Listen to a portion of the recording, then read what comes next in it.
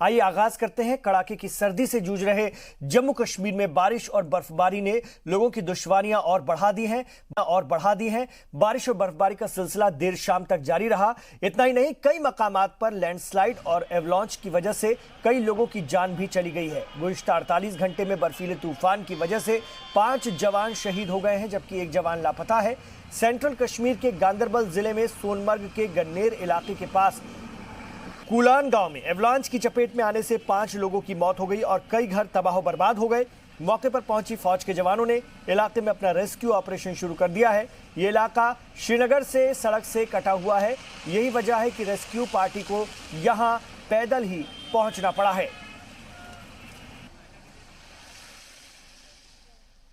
और वादी में बारिश और बर्फबारी का सिलसिला जारी है। भदरवा और उसके अतराफ में गुज़िश्ता 2 दिनों से जबरदस्त बारिश के बाद ताजा बर्फबारी हुई है, जबकि भदरवा के बालाई हिस्सों में 12 जनवरी से शदीद बर्फबारी हो रही है, जिसकी वजह से जम्मू श्रीनगर कौमी शाहराह 44 लगातार दूसरे दिन भी बंद रही। मौसूला इत्तला के मुताबिक महकमा मौसमियात ने भी भदरवा में मामूलात की बर्फबारी की पेशनगोई की थी। भदरवा से बालाई इलाकों जैसे कि पादरी, धार, जाई और चतरगला, थनथेरा और दीगर इलाकों में भी शदीद बर्फबारी हो रही है।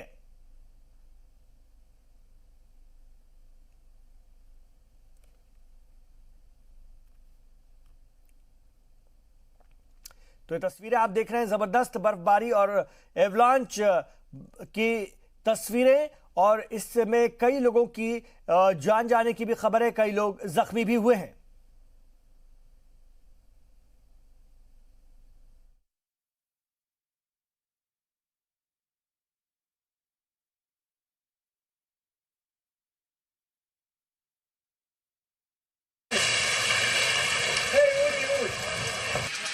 जम्मू कश्मीर के कई इलाकों में बारिश और बर्फबारी लोगों पर कहर बनकर टूटी है। शुमाली कश्मीर में एवलांच और शदीद बर्फबारी ने गुज़िश्ता 48 घंटों में जमकर तबाही मचाई।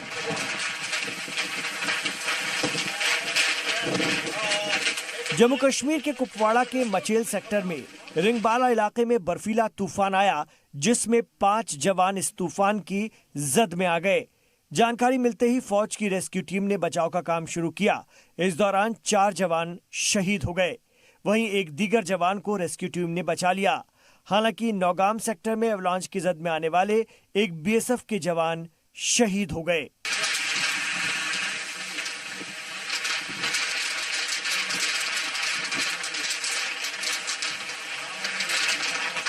उधर गांदरबल जिले में सोनमर्ग के गन्नेर इलाके के पास कूलान गांव में भी बर्फ के कहर से 5 मकामियों की दर्दनाक मौत हो गई और कई घर बुरी तरह से तबाह हो गए। एवलांच के फौरन बाद फौज के जवानों ने इस इलाके में भी राहत और बचाव का काम शुरू कर दिया है। ये इलाका श्रीनगर से कटा होने की वजह से रेस्क्यू पार्टी को यहां पैदल ही पहुंचना पड़ा।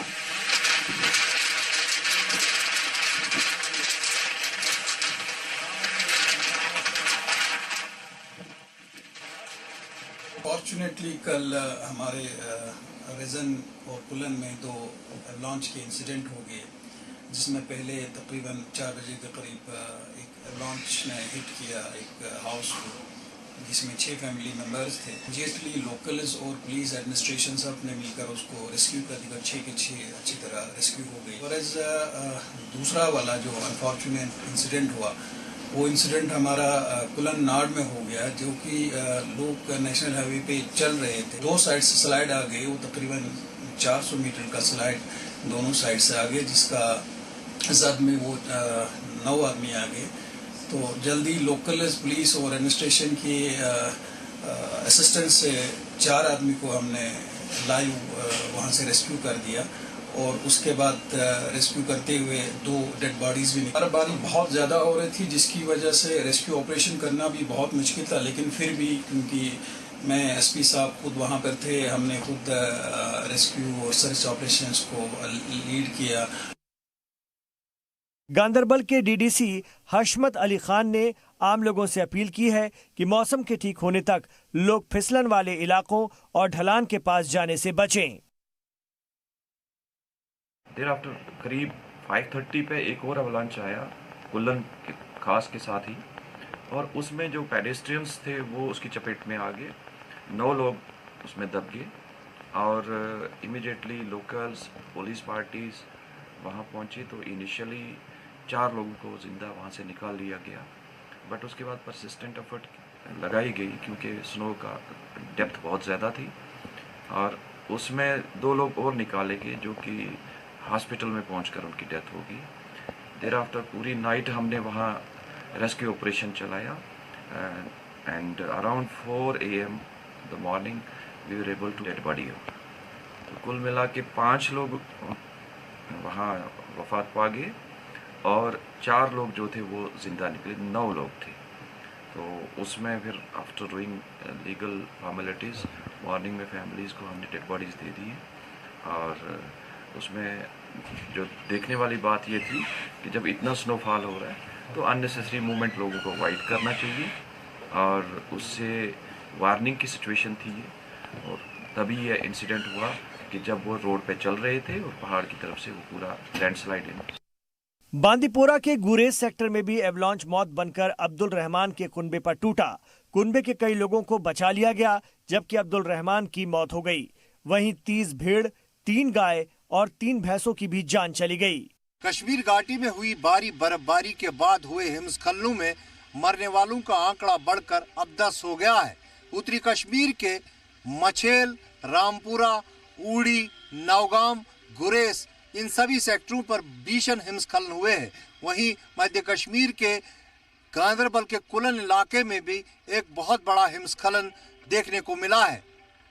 अगर मछेल की बात करें तो वहां एक सेना का बंकर बर्फ में दबने के कारण 5 लोग जो सेना के जवान थे उसमें दब गए, जिनमें से 4 की मौत हो गई है और 1 की तलाश अब भी जारी है। वहीं उत्तरी कश्मीर के ही नौगाम सेक्टर में BSF का एक जवान हिमस्खलन में दबने के कारण उसकी भी मौत हो गई है। मध्य कश्मीर की बात करें तो कुलन गांदरबल में 9 सिविलियन जो है हिमस्खलन में दब गए थे, जिनमें से 5 की मौत हो गई है और 4 को जो है जिंदा रेस्क्यू किया गया है। इन घटनाओं के बाद पूरे पर्वतीय इलाकों में हिमस्खलन अलर्ट जारी किया गया है। जगह जगह पर लोगों को सतर्कता बरतने की सलाह दी गई है। मौसम विभाग के मुताबिक अब जब मौसम खुल गया है तो हो सकता है कि पर्वतीय इलाकों में और भीषण हिमस्खलन हो सकते हैं, जिसके कारण लोगों को काफी सतर्कता बरतने की सलाह दी गई है। कैमरा पर्सन इरफान मंजूर के साथ खालिद हुसैन, जी मीडिया, कश्मीर।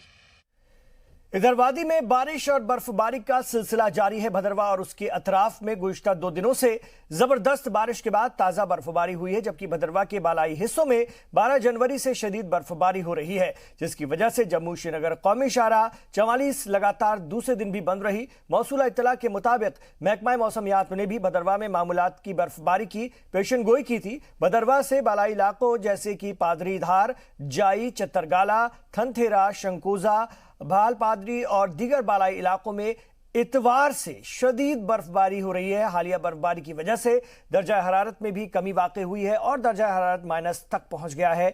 लोग घरों में रहने, कांगड़ी और आग का सहारा लेने पर मजबूर हैं ताकि खून को मुंजमिद करने वाली सर्दी से अपने आप को महफूज रख सकें। जम्मू और श्रीनगर कौमी शाहराह 44 जवाहर टनल दोनों जानिब से दूसरे दिन भी बर्फबारी और लैंडस्लाइडिंग की वजह से बंद रही। दूसरी जानिब रामबन और बनिहाल में सैकड़ों गाड़ियां फंसी हुई हैं। कल रात से भदरवा में भी अगर देखा जाए तो बर्फ़बारी शुरू हो चुकी है और हल्की हल्की बर्फ़बारी हो रही है। और अगर हायर रिचेज़ की बात की जाए तो भदरवा के हायर रिचेज़ में पिछले 3 दिनों से जो है बर्फ़बारी हो रही है, मुसलसल हो रही है।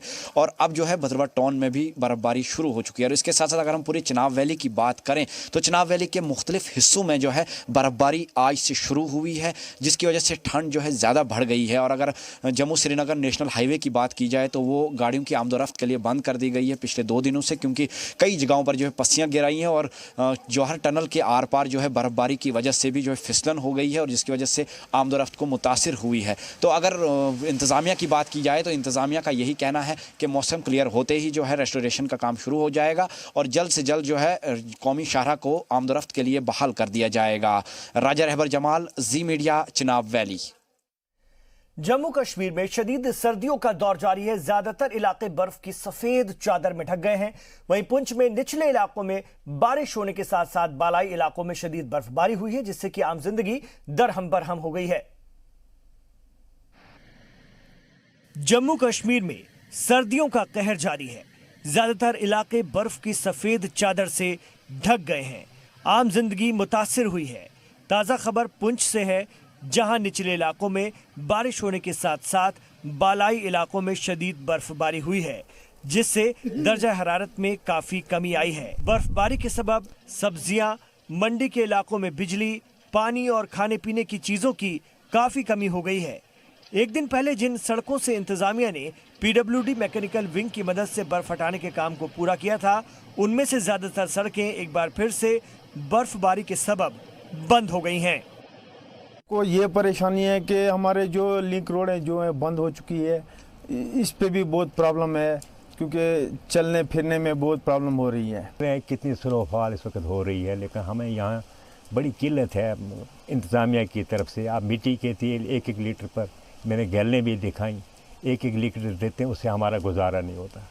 लकड़ी की भी किल्लत है, बिजली भी, ट्रांसफार्मर जल चुका है, लोग परेशान हैं, मोबाइल डेड हो चुके हैं, मतलब बुरी कंडीशन है। लाइट का नामो निशान नहीं है। बच्चों की पढ़ाई का मसला है, तो हम आला अफसरान से और डीसी साहब से और एडमिनिस्ट्रेशन से ये गुजारिश करना चाहते हैं।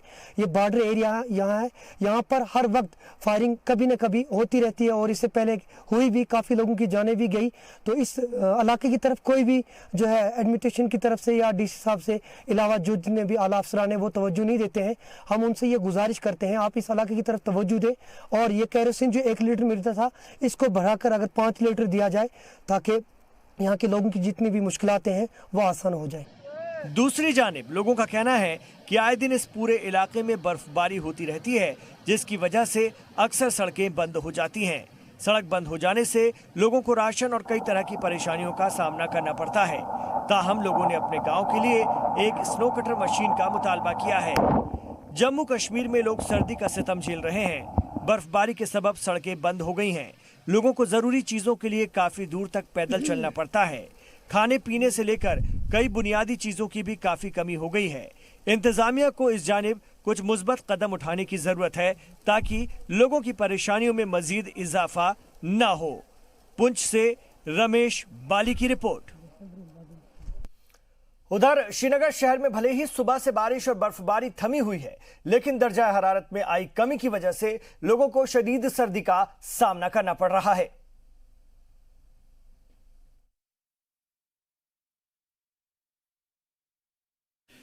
एक तरफ जहां लैंडस्लाइड और अवलांच की वजह से लोगों की जान जा रही है, तो दूसरी तरफ श्रीनगर समेत आसपास के इलाकों में सर्दी कहर बरपा रही है।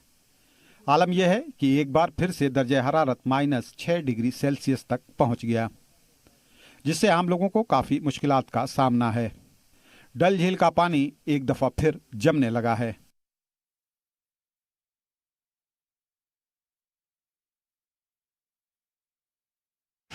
आप कहाँ से हो? हम राजस्थान से। जी, आपको कैसा लग रहा है यहाँ आके, कश्मीर आके? अच्छा लग रहा है सर। फर्स्ट टाइम आए, फर्स्ट टाइम हमने स्नो देखी गिरते हुए यहाँ बनियाल में। ठीक।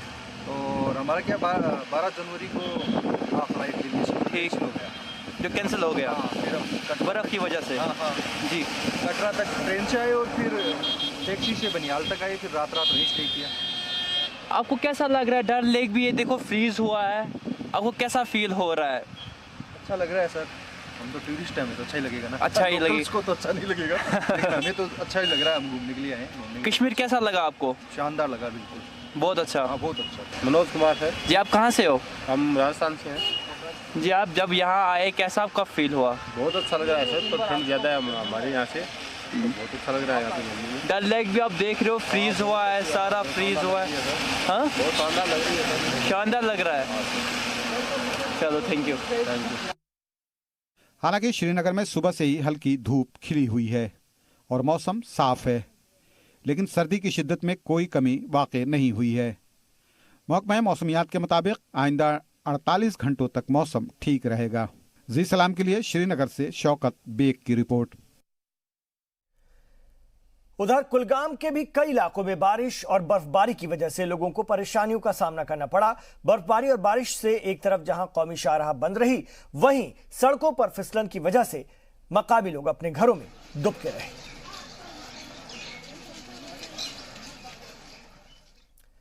वादी में शदीद बारिश की वजह से सरहदी इलाकों में किसानों की फसलें तबाह हो गई हैं, जिनको मुआवजा देने का मुतालबा कांग्रेस लीडर मोहिंदर भारद्वाज ने किया है। उन्होंने कहा कि जम्मू में ज्यादा बारिश होने से सरहदी इलाकों के लोगों की फसलें खराब हो गई हैं, इसलिए सरकार उन्हें मुआवजा दे। पहले उनकी चावल की फसल खराब हुई थी और अब दूसरी फसल उनकी कनक की खराब हो गई है। इन लोगों का बहुत ज्यादा नुकसान हुआ है, इसलिए सरकार को इनको फसलें खराब होने का मुआवजा देना चाहिए। इस मौके पर उन्होंने रणबीर नहर की बात करते हुए कहा कि सरकार को चाहिए कि रणबीर नहर को भी ठीक करवाया जाए ताकि लोगों को सही मिकदार में पानी मिल सके। रणबीर कैनाल की डीसिल्टिंग, इसका जो सोर्स है, ये सोर्स से लेकर के पूरे टेल एंड तक इसकी डीसिल्टिंग होनी चाहिए ताकि पानी जो है वो खेतों तक पहुंचे। हमारा जो बिश्नाह का एरिया है, बिश्नाह बेल्ट है, अगर मौका मिले सारी की सारी D9 जो डिस्ट्रीब्यूटरी 9 है, डिस्ट्रीब्यूटरी 9 इतनी गंदी हो चुकी है, उसकी सफाई करने की ज़रूरत है। उसके लिए पैसे चाहिए। हम ये डिमांड करते हैं स्टेट गवर्नमेंट से कि जैसे भी हो, इस साल अभी जनवरी का महीना स्टार्ट हुआ है, वो अगर इसकी सफाई होगी तो वो टेल एंड तक उसका पानी पहुँचेगा।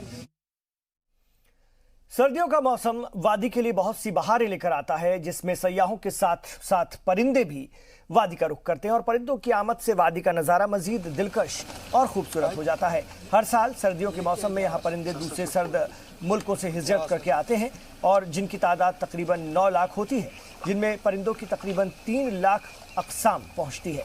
परिंदों की आमदों से वादी में सयाहत को भी फ़रोग मिलता है। वाइल्ड लाइफ के ओहदेदारों ने इसकी तस्दीक की है। वादी में सबसे ज़्यादा नज़र आने वाले परिंदों में tufted duck, gadwall, brahminy duck, garganey, greylag goose, सालाड, common merganser, northern pintail, common pochard, ferruginous, pochard, common teal वगैरह परिंदे नजर आते हैं। कश्मीर दुनिया के दीगर बर्फीले इलाकों के बिलमुकाबिल कम सर्द इलाका है, जिसकी वजह से परिंदे हर साल सितंबर के महीने में वादी का रुख करते हैं और रफ्ता रफ्ता इनकी तादाद में इजाफा होता चला जाता है। अगर महकमा मौसमियात इन परिंदों की आमदद के पेश नज़र मनसूबाबंदी करे तो सयाहत को मज़ीद फ़रोग हासिल हो सकता है। बर्ड्स का आना और जाना ये एक मखसूस टाइम के लिए होता है। ये एक पीरियोडिक फिनोमेना होता है, नेचुरल फिनोमेना होता है। ये अर्ली जो हमारा लेट सितंबर से लेके अर्ली अप्रैल तक ये प्रोसेस रहती है कि ये जो कैफ का हमारा सेंट्रल एशियन फ्लाईवे जोन में जो पड़ते हैं, वहाँ से जो है, जैसे इसमें साइबेरिया आता है, सेंट्रल एशिया के कुछ कंट्रीज़ आती है, वहाँ से इनका जो है इनवर्ड माइग्रेशन स्टार्ट होती है सितंबर के लास्ट वीक में या अक्टूबर के पहले हफ्ते में, डिपेंडिंग के वेदर कंडीशंस कैसे रहेंगी। और जो हमारे वेटलैंड्स है, यहाँ पे वाटर बॉडीज़ हैं, वहाँ पे इनका जो है अनफेवरेबल कंडीशन जो वहाँ पे होते हैं, उनको अवॉइड करने के लिए यहाँ पे ये आके रहते हैं।